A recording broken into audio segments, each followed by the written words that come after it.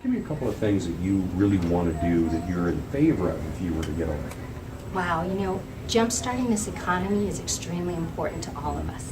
So things that I'm in favor of are bringing capital back into the United States. If we infuse capital, that means that the small businesses can go to things like credit unions. I don't know if you're aware, but credit unions are beyond what banks do to lend to small business. If we infuse capital, perhaps even increase the caps of what that asset can be for credit unions, we would have over $14 billion that we can infuse back into small businesses. Yeah. How would you do that? Would there be like a tax holiday for capital that's now overseas? Okay, so for bringing capital back, I would say yes. We could have a tax-free holiday. What does that mean? Because your viewers need to understand what that means. What that means is when you have that tax-free holiday, these companies have already paid taxes abroad. So asking them to bring capital back in and pay again is like taxing them twice. So when they bring that capital back in, they may bring jobs back in with it. And even if they don't, the small businesses that can actually use that capital will create jobs, because small businesses actually create about half of the private sector workforce. Yeah. Okay. So we have the return of capital. What else? What are the other kind of things? Well, I would certainly like to stop some of the wasteful spending. I think all of us understand that there is waste, fraud, and abuse.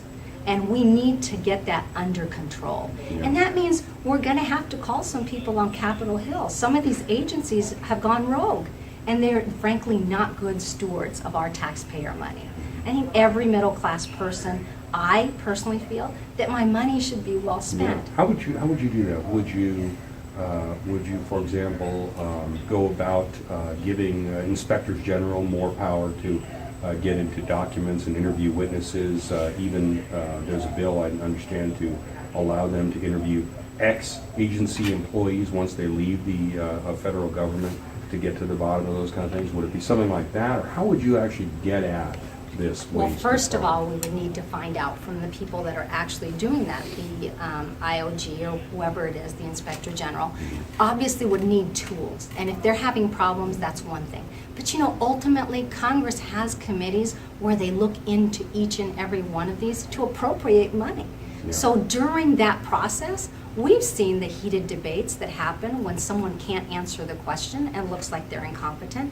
Then we need to follow through and say, okay, we found that there's a deficiency. We gave you the time to repair it. If you're not going to repair it, then you can't work for the people anymore. Or that particular bureaucracy or whatever, now that needs to be fixed. So if that's through regulatory appropriation change, that's what we have to do. We're here to protect the taxpayers' money. Yeah. Do you think